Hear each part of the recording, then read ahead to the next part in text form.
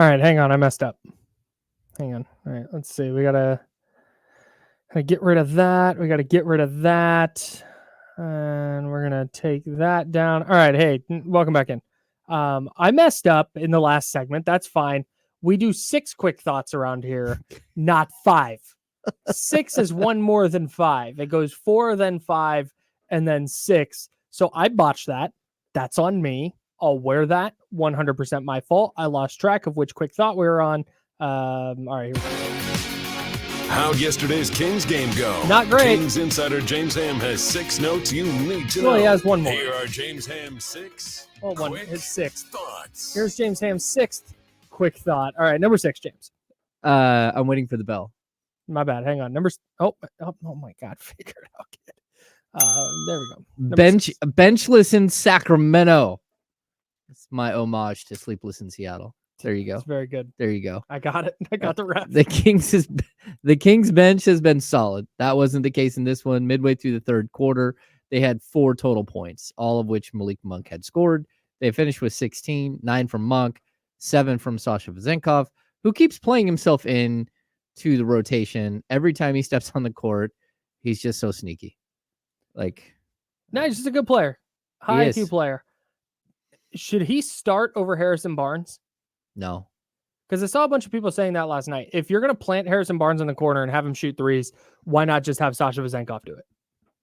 Well, Sasha Vezenkov, by the way, averaging 0.2 fewer rebounds per game than Harrison Barnes. No. Somehow. Swear to God.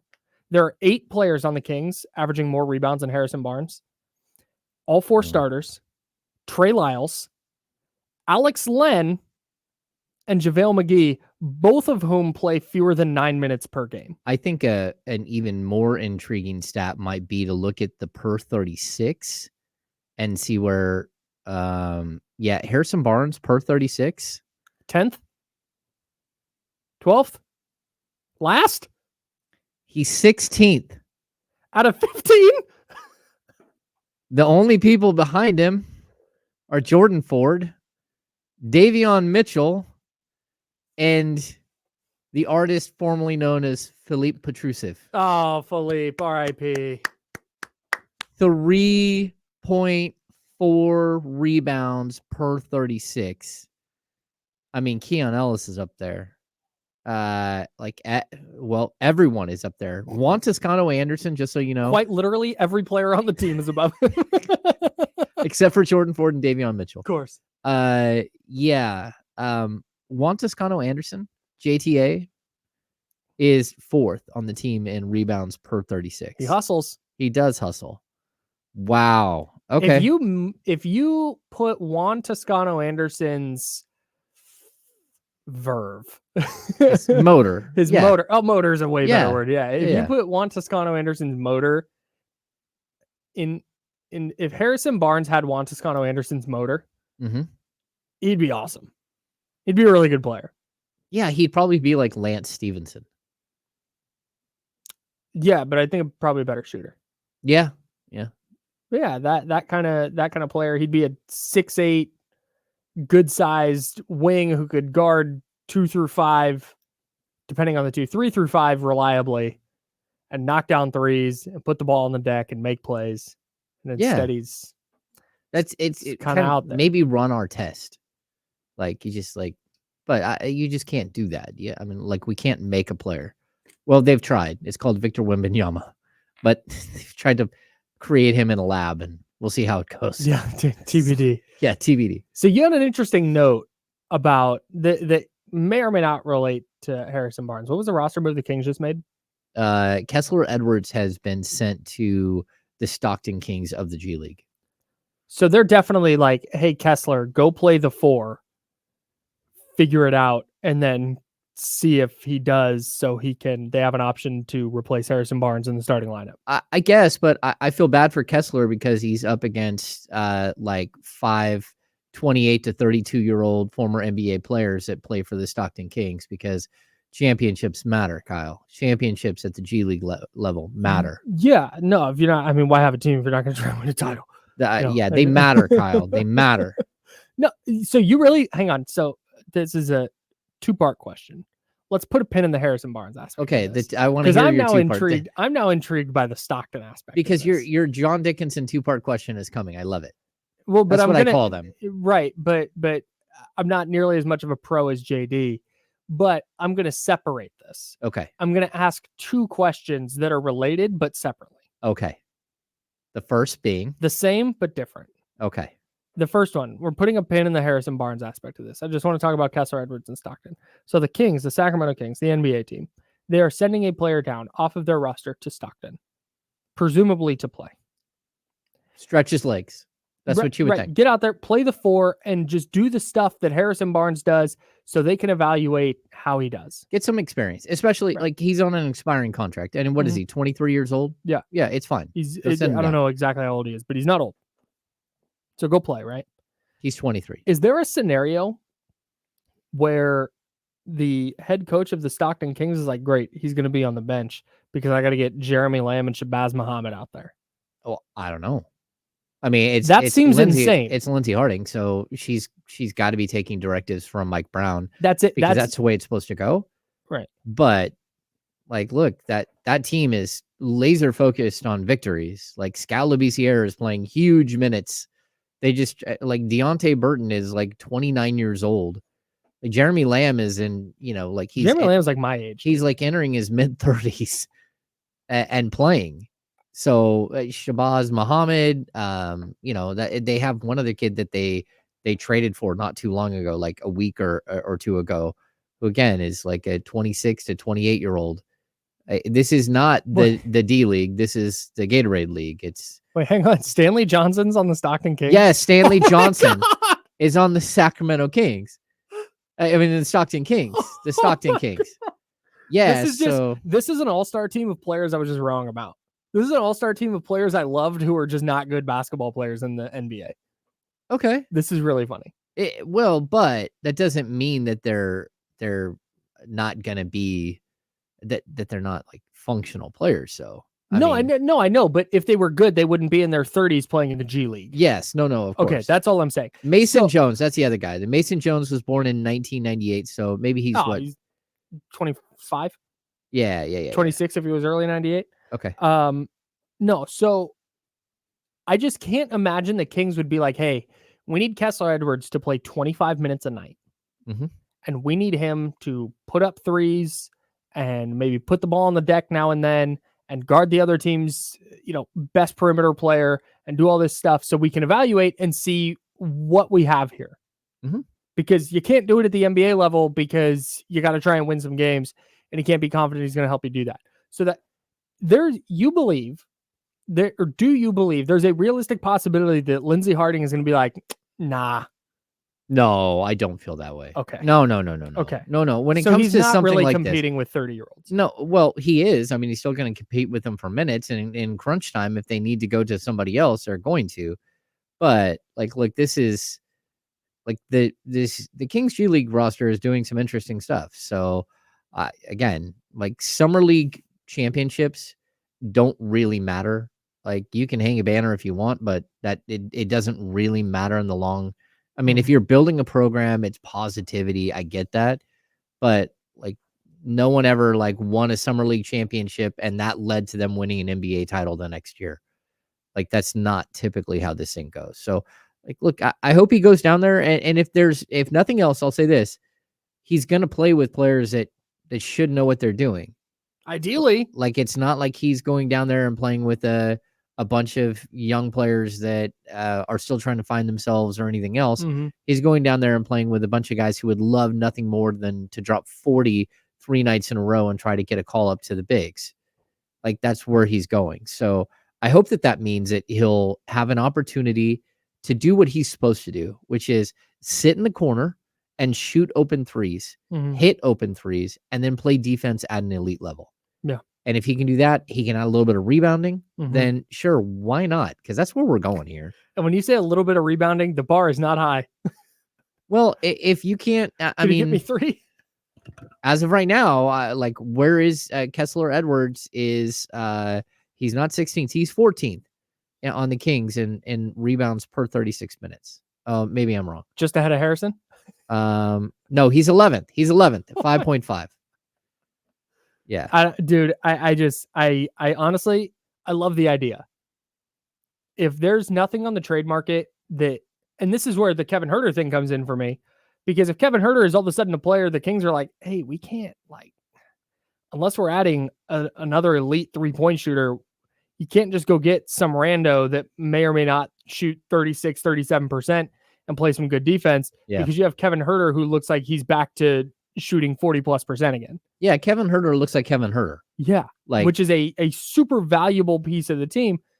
And I don't know that there's a player that's going to be available in the trade market that you feel like you're getting equal value back on your team if you're dealing Kevin Huerter. So that's what his play over the last few games has potentially, I don't know, changed the calculus for the Kings a little bit. But I think this Kessler Edwards thing is really interesting because the Kings, I promise, I see it in the chatty house right here, youtube.com/ESPN1320 and twitch.tv/ESPN1320 if you want to contribute to the chatty house. Also, if you're there, hit the thumbs up. We'd really appreciate it. Subscribe to the YouTube channel as well. Anyways, I see it in the chatty house. I see it on Twitter. I know you see it on Twitter. Or talking to people, or being at a game and listening to people. Mm-hmm. And you hear, why is Harrison Barnes still starting? Why is he playing? If he's going to go 2 shots in 22 minutes and score 2 points and grab 1 rebound and have 1 assist, why is he out there? If he's going to get cooked by TJ McConnell when he guards him on defense, what is he doing? Like, what's the point? And we've talked about this before. The Kings don't have a really like logical replacement. Yeah. Who's going to be significantly better without messing up what you're doing down your bench. But I think this is the Kings acknowledging by sending Kessler Edwards down theoretically to get him some playing time to see if he can play over Harrison Barnes, is acknowledging like, yeah, no, we know. Like, I promise the Kings aren't looking at Harrison Barnes going, hell yeah. Like, this is awesome. I mean, this could be something way more simple, like Kessler Edwards hasn't got to play in weeks and you need to stretch his legs because the Kings haven't been able to do a full contact practice for a while because some of their guys are banged up and they're on the road and all that stuff. And so maybe you're just trying to get Kessler Edwards some burn. So it doesn't. I'm going to ride my theory. Okay. Your theory is much more interesting. I totally agree where you're like, hey, why not? Like at this point, why not? Yeah. And you know, like if you look at last night's game, right? The fact that he has 1 rebound and 1 assist in 22 minutes is just unacceptable. It just flat out. It's unacceptable. Now the assist, I can look at the assist total and tell you, hey, I don't look at that because the dude doesn't have the ball in his hands enough to make it to have any assists. No doubt. But the rebound number, when you put someone else in his position, all of a sudden they go and get 3 or 4 rebounds. That's kind of all everyone is asking for. Maybe get 5 because this guy used to average 6.5 rebounds a game. Yeah. So like maybe that's what you need to do. But I would say even if you look at last night's game where he goes 1 of 2 from the field and everyone could say, hey, I want him to have more shots. I want him to have more shots. Why didn't he take more than 2 shots? Well, Keegan Murray took 18 and Domantas Sabonis took 13 and Kevin Huerter got hot and took 17 and De'Aaron Fox took 20. So the other guys in the starting lineup took a total of 68 shots. I believe that's what the total is. Quick math. 30, 50, 68. 68 shots. Your starting lineup took 70 shots. That's a really good total. So Harrison Barnes is left out in the cold. He's not part of what's happening. And there's no way for him to, like, on occasion, maybe he could demand the ball or something. But, like, look. He's not going to do that. No. Well, that's just not who he's ever been, is to be, like, a selfish guy. But last night specifically, the bulk of shots that came from the starting lineup was a lot. And it's because they were hitting, you know, like Fox, 8 of 20. That's still 40%. It's not perfect, but it's still 40%. I get the whole field goal attempts aspect of this. Yes. It's all the other stuff. And it is wild. Like, I posted a shot chart on Twitter. It is wild that you look at all these other starters shooting all these, and then there's this guy with 2 shots. It's not even the field goal attempts. And it's not really even the points. It's that rebounding number. It's the fact that in 22 minutes, this 6'8" athlete grabbed 1 board. You got 1 again. And this isn't a one-off. This isn't, hey, Harrison Barnes had 1 bad night. This is an exclamation point on an accumulation of games where it's a lack of overall effectiveness. You can pick whatever stat you want. Yes. but it is the lack of overall effectiveness from Harrison Barnes. And maybe you have mentioned this several times when we've talked about this. Maybe if he goes up and gets a rebound and gets a putback, or he gets a rebound, he kicks it out, he relocates, now he's open because he has grabbed an offensive rebound. Maybe if he grabs a defensive rebound and gets out and runs, defense is scrambling. Oh, look, he gets a wide open coast-to-coast layup. And now all of a sudden he's got 8 field goal attempts and he has 12 points. And the field goal aspect of this goes away because, hey, he is grabbing rebounds. He is asserting himself, or not asserting himself, but just inserting himself into the action and forcing the issue by going and getting the basketball. That's where the frustration lies for me. It's not, hey, he only took 2 shots. He needs to shoot it more. Like, nah, man, that's not really the issue. It's the fact that he just exists on the court so often without impacting the game. Well, Kyle, I mean, to your point, this season, he has 12 games where he has 1 rebound or less. And 3 of those games, he has 0. He also has another 6 games where he has 2 rebounds. So he has 18 of the team's 41 games where he's had 2 rebounds or fewer. And That's like, crazy. look, that to that's me, a starting power forward in the NBA. Yeah, that's where I'm confused. Like, why is it? Is he being told not to crash? Is he the first guy back? What is it that's happening here? And I'm not sure. I don't know how to but I'll also tell you, Kyle, this happened midway through last season. It started in February where he stopped rebounding. And I don't know if that was made some sort of structural change where he's not in the same position to go rebound, whatever it is. Like, there should be, they have what's called the crash zone. And it's where the 2 guys that are in the corners fly into the middle to go crash the offensive glass. Yeah, I mean, it's just not happening. Again, I don't know what to heads or tails of what's happening here. But this season, that crash zone, I mean, 20 of the 41 games, he has 0 offensive rebounds. And, we're talking, he's only got an offensive rebound in more than 1 offensive rebound in 11 of the 41 games. The other 30, he has 1 or fewer offensive rebounds. And that's where the crash zone thing is real. And you see other players come in and all of a sudden they're living in the crash zone. But I also know it's difficult when you're playing alongside the best rebounder in the NBA, when you're playing alongside Domantas Sabonis. And but somehow that doesn't affect so many other players' ability to average as many or more rebounds as Harrison Barnes. Yeah. Sasha Vezenkov. All right. Sasha Vezenkov is playing 13 minutes a game. Sorry, 12.9 minutes a game and averaging 0.2 fewer rebounds per game than Harrison Barnes. That's wild.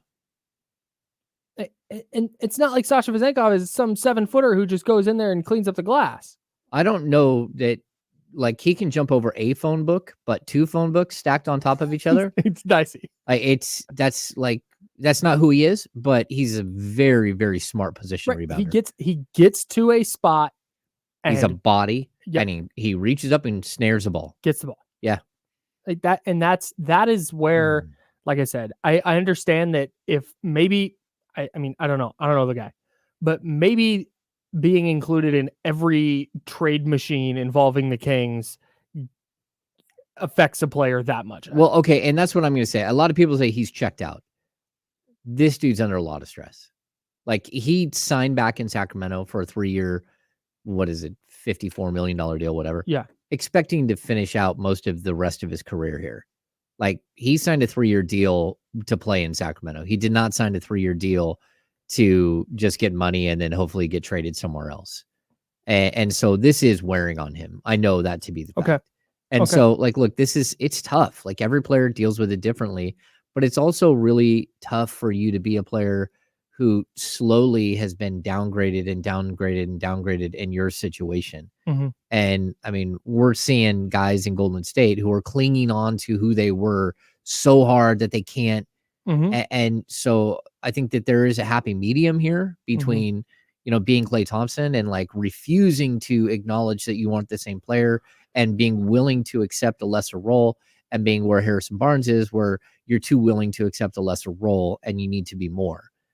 And that's difficult. It is I don't know how to put a guy in the right spot and make sure that he's right mentally, especially where every single day you see his name in every single trade. Everyone. The Kings are mentioned with every single major player that's up for grabs, and Harrison Barnes is now the centerpiece in every one of those trades. It is Harrison Barnes and stuff. Well, like, I mean, every just deal. for sake of, like, so people understand, like, if they made the Pascal Siakam trade, Harrison Barnes was getting traded to another country. Yeah.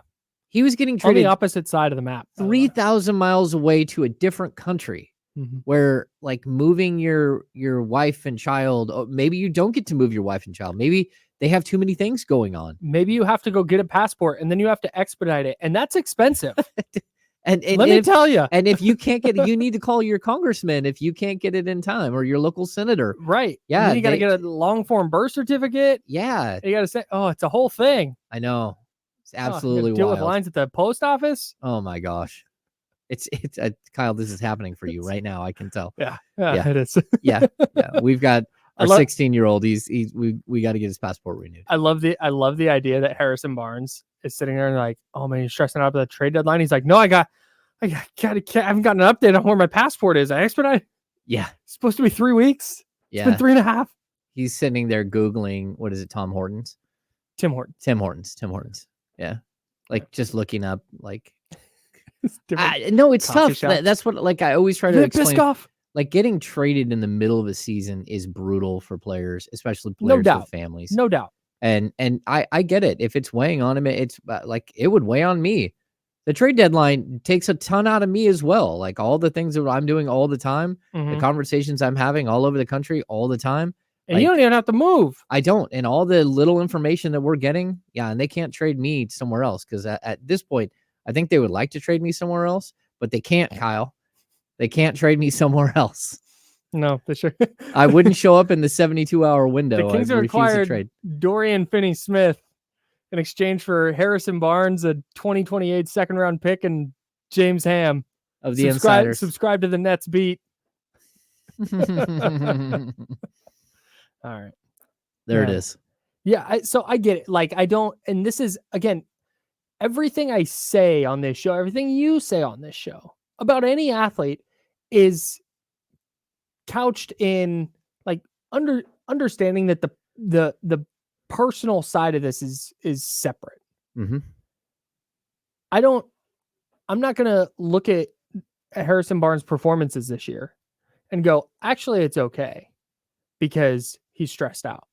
Like, I get that that's a cause for it, but at the same time, we needed to, the Kings have lost 4 in a row.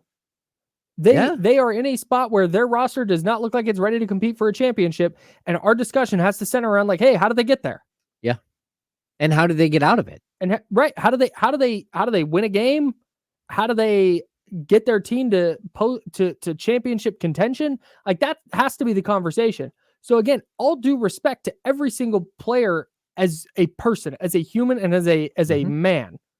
Like, I can't fathom what they go through, put their bodies through, but during the season, after the season, the stress of free agency, the stress of getting traded and, getting benched, whatever it is. I get that. I couldn't fathom what that's like. But also, we need to have these real conversations about a player who goes out and in a game that the Kings lost by 5, their starting power forward went for 2-1-1 in 22 minutes. Yeah. No, I'm with you, man.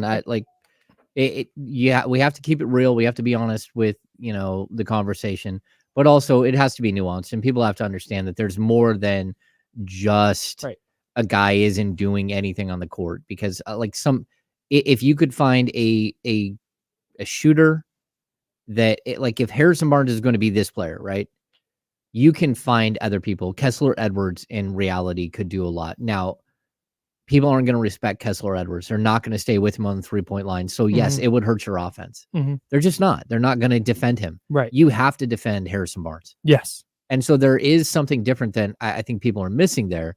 But there are a lot of players in the league that can shoot the 3 ball at a high clip, that people understand can shoot the 3 ball, who can also defend at a higher level than what we're seeing, or who can also go get you 6 rebounds. Like, you swap out Harrison Barnes for Josh Hart, and Oof. this team is totally different. Mm-hmm. I mean, straight up, like you And add Josh Hart's that, like 6'4". yeah, you add that rebounding element, and Yeah. you're totally different. You switch him out for Matisse Thybulle, and all of a sudden you have an elite defender on the perimeter to go with. Mhm. Like the TJ McConnell thing doesn't happen last night. Yep. You have someone else to slow down Steph Curry in game 6 and game 7. Yeah. Like those are things that actually matter. And so, yeah, it's tough. They got some things to figure out, which is why these guys are mentioned in trade